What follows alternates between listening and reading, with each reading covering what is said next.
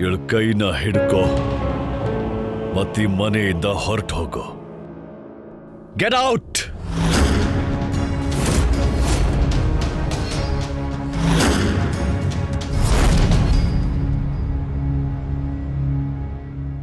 ಇದು ನನ್ನ ಮಮ್ಮಿ ಮನೆ.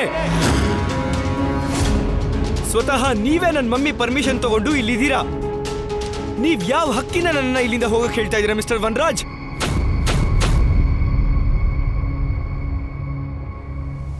ಎಷ್ಟು ವಿಚಿತ್ರ ಅಲ್ವಾ ಇದು? ನಾನ್ ನನ್ನ ಗರ್ಲ್ ಫ್ರೆಂಡ್ ನ ಪೂಜೆಗೆ ಇನ್ವೈಟ್ ಮಾಡಿದ್ದಕ್ಕೆ ನೀವು ನನ್ನನ್ನ ಇಲ್ಲಿಂದ ಹೋಗಕ್ಕೆ ಹೇಳ್ತಾ ಇದ್ದೀರಾ.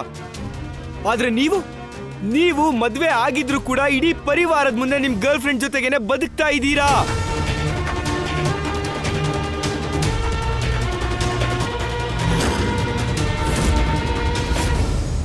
ನಾನ್ ಹೀಗ್ ಮಾಡ್ತಾ ಇರೋದಕ್ಕೆ ಮನೆ ಬಿಟ್ಟು ಹೋಗ್ಬೇಕು ಅನ್ನೋದಾದ್ರೆ ನಿಮಗೆ ಇನ್ನೆಂತ ಶಿಕ್ಷೆ ಸಿಗ್ಬೇಕು?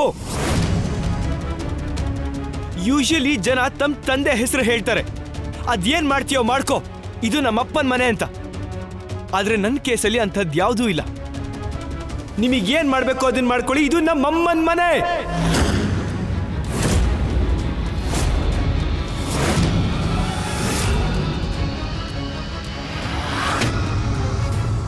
ಸಮರ್ಥ್,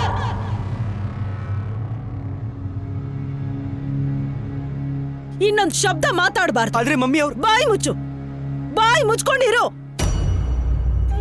ನೀನ್ ಇವ್ರಿಗೆ ಹೇಳ್ತಿದ್ಯಾ ಮನೆ ಯಾರ್ದು ಅಂತ? ಇವ್ರಿಗೆ ಹೇಳ್ತಿದ್ಯಾ? ಸರಿ, ಮೊದ್ಲು ನೀನ್ ನನಗೆ ಹೇಳು ಮನೆ ಅಂದ್ರೆ ಏನು ಅಂತ. ಹೇಳೋ, ಮನೆ ಅಂದ್ರೆ ಏನು? ಮನೆ ಕಲ್ಲು ಇಟ್ಟಿಗೆಯಿಂದ ಮಾಡಿರೋದಲ್ಲ. ಎಲ್ ಸಂಬಂಧಗಳಿರುತ್ತೋ ಅದು ಮನೆ ಆಗತ್ತೆ. ಪ್ರೀತಿ ಇರೋದು, ಸಂಸ್ಕಾರ ಇರೋದು, ಪರಿವಾರ ಇರೋದು. ಜಾಗ ಬೇಕಾದ್ರೆ ಯಾರ ಹೆಸರಲ್ಲಾದ್ರೂ ಇರ್ಬೋದು, ಆದ್ರೆ ಮನೆ ಯಾರ್ದು ಒಬ್ರದ್ದು ಯಾವತ್ತೂ ಆಗಿರಲ್ಲ. ಮನೆ ಎಲ್ರದ್ದು ಆಗಿರುತ್ತೆ. ಹಿರಿಯರ್ದು, ಮಕ್ಕಳದ್ದು, ತಾಯಿದು, ಹಾಗೆ ಎಲ್ರಿಗಿಂತ ಜಾಸ್ತಿ ತಂದೆದು.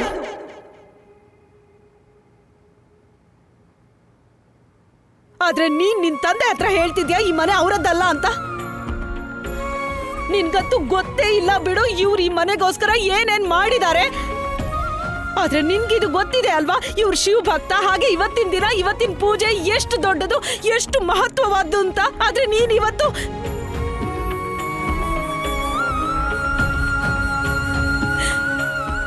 ನಾನ್ ನಿನ್ಗೆ ಹೇಳಿದ್ದೆ ಆತ್ರ ಪಡ್ಬೇಡ ಅಂತ, ಆದ್ರೆ ನೀನ್ ಕೇಳಲಿಲ್ಲ. ನಾನ್ ನಿನ್ಗೆ ಹೇಳಿದ್ದೆ ಪ್ರೀತಿ ಪರಿವಾರಕ್ಕಿಂತ ದೊಡ್ಡದಲ್ಲ ಅಂತ, ಆದ್ರೂ ನೀನ್ ಕೇಳಲಿಲ್ಲ. ಏನ್ ಅಂದ್ಕೊಂಡಿದ್ಯಾ ನೀನು? ಏನ್ ಅಂದ್ಕೊಂಡಿದ್ಯಾ ನೀನು? ಇಲ್ಲೇನ್ ಫಿಲಂ ನಡೀತಿದ್ಯಾ? ಇಲ್ಲಿ ನೀವಿಬ್ರು ಫಿಲಂ ಹೀರೋ ಹೀರೋಯಿನ್ ತರ ಕೈ ಹಿಡ್ಕೊಂಡ್ ಬಂದ್ಬಿಡಕ್ಕೆ ಬೇಡ ಅಂದ್ಮೇಲೆ ಕೂಡ ನಾವು ಪ್ರೀತಿ ಮಾಡಿದೀವಿ ಮಮ್ಮಿ. ಹಾಗೆ ಪ್ರೀತಿ ಯಾವತ್ತೂ ತಪ್ಪಲ್ಲ. ಆದ್ರೆ ಒರಟುತನ ತಪ್ಪು, ಯಾವತ್ತಿಗೂ ತಪ್ಪು. ಮಮ್ಮಿ ಚಿಕ್ಕ ವಿಷಯ ತಾನೆ. ಖುಷಿ, ಮಮ್ಮಿಗೆ ಮಾತಾಡೋದಕ್ ಬಿಡು. ನೀನಿವತ್ ಮಮ್ಮಿ ಬಗ್ಗೆ ಯಾಕೆ ಚಿಂತೆ ಮಾಡ್ತಿದ್ಯಾ? ಯಾಕಂದ್ರೆ ಅವರು ಪಪ್ಪನ್ ಫೇವರ್ ಆಗಿ ಮಾತಾಡ್ತಿದ್ದಾರೆ, ಅದಕ್ಕೆನಾ? ಮಮ್ಮಿ ಏನ್ ಹೇಳ್ತಿದಾರೋ ಅದು ಸರಿಯಾಗೇ ಇದೆ. ಸಮರ್ ತಪ್ಪು ಮಾಡಿದಾನೆ, ಮಮ್ಮಿನ ಮಾತಾಡೋಕ್ ಬಿಡು. ತಪ್ಪು ಸಮರ್ಥದಲ್ಲ, ತಪ್ಪು ಪಪ್ಪಂದು. ಖುಷಿ, ನಾನ್ ಮಾತಾಡ್ತಿದ್ದೀನಿ ತಾನೆ? ಸಾರಿ ಮಮ್ಮಿ. ಖುಷಿ ಏನೋ ಹೇಳ್ತಿದ್ದಾಳೆ ಮಿಸಸ್ ವನರಾಜ್. ನಿಮ್ ಸೊಸೆನ ಈ ರೀತಿ ಮಧ್ಯದಲ್ಲಿ ಬಾಯಿ ಮುಚ್ಚೋದ್ ಸರಿಯಲ್ಲ. ಹಾಗೆ ತಮ್ಮ ಬೀಗ್ರು ಮಾತಾಡ್ತಿರುವಾಗ ಹೀಗ್ ಮಧ್ಯದಲ್ಲಿ ಮೂಗ್ ತೋರ್ಸೋದು ಸರಿಯಲ್ಲ ರಾಕಿ ಅವ್ರೆ. ಸಾಕು.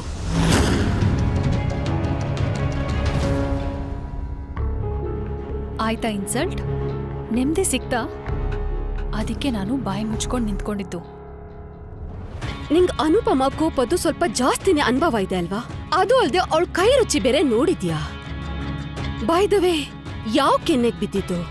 Left or right? ಯಾರಾದ್ರೂ ನಾನ್ ಬೆಳೆಸಿರೋದ್ರ ಬಗ್ಗೆ ಪ್ರಶ್ನೆ ಮಾಡಿದ್ರೆ ಆಗ ನೀನೇನ್ ಮಾಡ್ತೀಯ ಸಮರ್ಥ್? ಹೇಳು. ಯಾರಾದ್ರೂ ನಾನ್ ಬೆಳೆಸಿರೋದ್ರ ಬಗ್ಗೆ ಪ್ರಶ್ನೆ ಮಾಡಿದ್ರೆ ಆಗ ನೀನೇನ್ ಮಾಡ್ತೀಯ? ಅವರಿಂದ ಕ್ಷಮೆ ಕೇಳಿಸ್ತೀನಿ. ಹಾಗಾದ್ರೆ ನೀನ್ ಇವತ್ತು ಸ್ವತಃ ಕ್ಷಮೆ ಕೇಳು. ಯಾಕಂದ್ರೆ ಇವತ್ತಿನ ಪೂಜೆಯಲ್ಲಿ ನೀನು ನಿಮ್ಮಪ್ಪನ ಜೊತೆ ನಡ್ಕೊಂಡ್ಯಲ್ಲ, ಅದನ್ನ ನೋಡಿ ನನ್ನ ಪಾಲನೆ ಬಗ್ಗೆನೇ ಪ್ರಶ್ನೆ ಮೂಡ್ತಿದೆ. ಶಿವ ಮತ್ತೆ ಶಿವಭಕ್ತ ಇಬ್ರು ಕೋಪನೂ ತುಂಬಾ ತೀಕ್ಷ್ಣವಾಗಿರುತ್ತೆ ಸಮರ್ಥ್. ಇಬ್ರಲ್ಲಿ ಯಾರಿಗೂ ಇಷ್ಟೊಂದು ಕೋಪ ತರಿಸ್ಬೇಡ, ಮೂರನೇ ಕಣ್ಣು ಬಿಡೋ ಅಷ್ಟು.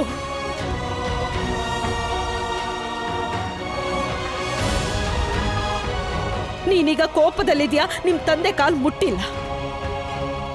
ಈಗ ಹೋಗು, ನೀನು ಸ್ವಚ್ಛವಾದ ಮನಸ್ಸಿಂದ ಇವ್ರ ಕಾಲಿಗೆ ಬಿದ್ದು ಕ್ಷಮೆ ಕೇಳು.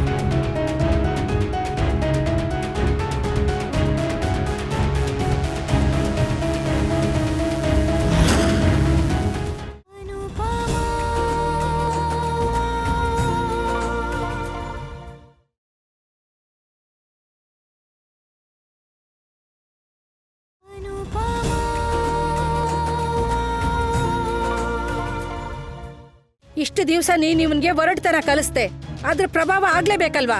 ಆದ್ರೆ ಈಗ ಬಂದ್ಬಿಟ್ಟಿದ್ಯಾ ಸಂಸ್ಕಾರ ಕಲ್ಸೋದಕ್ಕೆ. ಅಯ್ಯೋ, ಎಷ್ಟು ಮೀರ್ ಹೋಗಿದಾನೆ ಅಂದ್ರೆ ನಿನ್ ಮಾತು ಇವನ್ ಕೇಳೋದಿಲ್ಲ.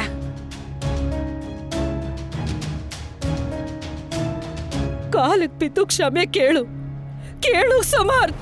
ನನ್ ಕಾಲಿಗೂ ಬೀಳ್ತೀನಿ, ಹಾಗೆ ಸಾರಿನೂ ಕೇಳ್ತೀನಿ ಮಮ್ಮಿ. ಇವ್ರೇನಾದ್ರೂ ಕಪಾಳಕ್ಕೆ ಹೊಡೆದ್ರೆ ಕಪಾಳಕ್ಕೂ ಹೊಡೆಸ್ಕೋತೀನಿ, ಆದ್ರೆ ನಾನ್ ಮಾತ್ರ ಒಪ್ಕೊಳ್ಳೋದಿಲ್ಲ ನಂದು ತಪ್ಪು ಅಂತ.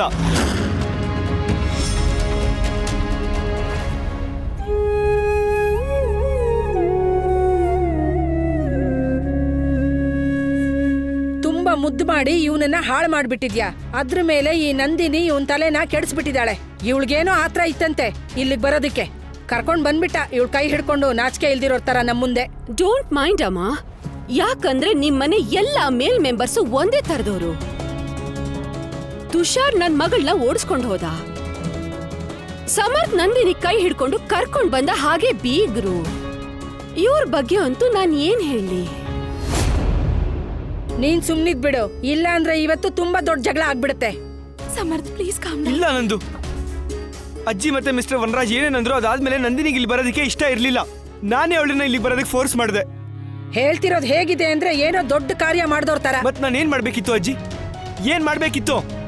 ಮಿಸ್ಟರ್ ವನರಾಜ್ಗೆ ನನ್ನ ಬಗ್ಗೆನೂ ವ್ಯಾಲ್ಯೂ ಇಲ್ಲ, ನನ್ನ ಎಮೋಷನ್ಸ್ ಬಗ್ಗೆನೂ ಇಲ್ಲ. ಸುಮ್ನೆ ನನ್ನ ಪುಷ್ ಮಾಡ್ತಾ ಇದ್ರು, ನನಗೆ ಕೋಪ ಬಂತು. ನಾನೇ ಯಾವಾಗ್ಲೂ ಒಳ್ಳೆಯವನಾಗಿ ಯಾಕೆ ಇರ್ಬೇಕು? ಎಲ್ರು ತಮ್ಮ ಮನ್ಸಿಗೆ ಬಂದಿದ್ದೆ ಮಾಡುವಾಗ ನಾನು ನನ್ನ ಮನ್ಸಿಗೆ ಬಂದಿದ್ದೀನಿ ಯಾಕೆ ಮಾಡಬಾರ್ದು? ಈ ಮಿಸ್ಟರ್ ವನರಾಜ್ ಈ ವಯಸ್ಸಿನಲ್ಲೂ ತಮ್ಮ ಮನ್ಸು ಹೇಳ್ದಂಗೆ ಕೇಳುವಾಗ ನಾನು ನನ್ನ ಮನ್ಸು ಹೇಳ್ದಂಗೆ ಯಾಕೆ ಕೇಳಬಾರ್ದು?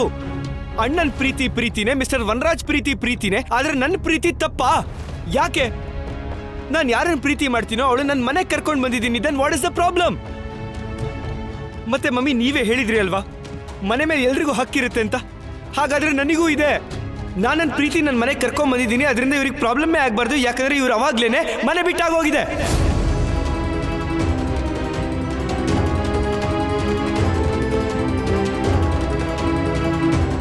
ನೀವು ಮನೆ ಬಗ್ಗೆ ತುಂಬಾನೇ ಎಮೋಷನಲ್ ಮಾತುಗಳನ್ನ ಆಡಿದ್ರಿ ಮಮ್ಮಿ, ಆದ್ರೆ ನೀವು ಒಂದು ವಿಷಯ ಹೇಳಲಿಲ್ಲ. ಯಾರು ಮನೆ ಬಿಟ್ಟು ಹೋಗಿದಾರೋ ಅವರಿಗೆ ಮನೆ ಮೇಲೆ ಯಾವ ಹಕ್ಕು ಇರೋದಿಲ್ಲ.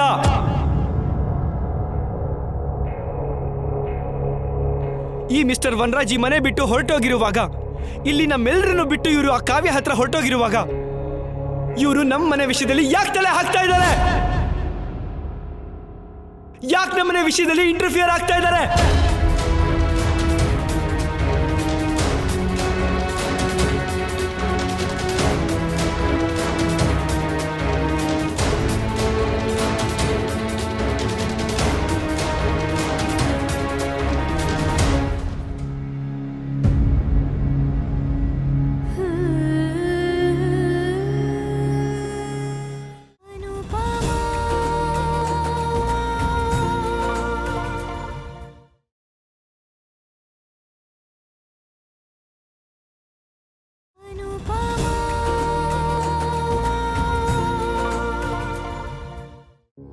ಸ್ವತಃ ನೀವೇ ನನ್ನ ಮಮ್ಮಿ ಪರ್ಮಿಷನ್ ತಗೊಂಡು ಇಲ್ಲಿದ್ದೀರಾ.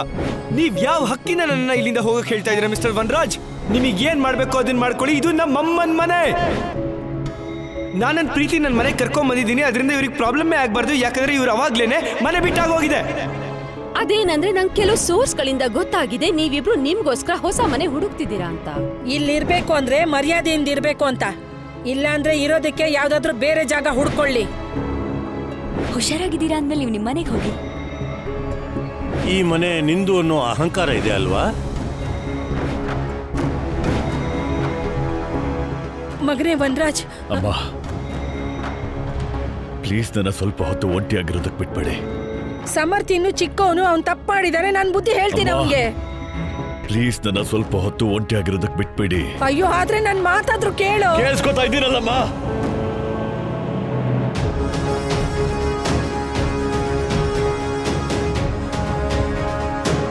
ನಾನು ನೋಡ್ತಿದ್ದೀನಿ ತುಂಬಾ ದಿನದಿಂದ ಹೆಂಡತಿ ಮಕ್ಕಳು ಸೊಸೆ ಅಪ್ಪ ಅಮ್ಮ ಬೀಗತಿ ಚಿಕ್ಕವರು ದೊಡ್ಡವರು ಮನೆಯವರು ಹೊರಗಡೆ ಅವರು ಎಲ್ರು ಮಾತಾಡ್ತಾನೆ ಇದ್ದೀರಾ. ನಾನು ಕೇಳಿಸ್ಕೊತಾನೆ ಇದ್ದೀನಿ. ಈ ವನರಾಜ್ ಕೇಳಿಸ್ಕೊತಾನೆ ಇದ್ದಾನೆ, ಬರೀ ಕೇಳಿಸ್ಕೊತಿದ್ದಾನೆ.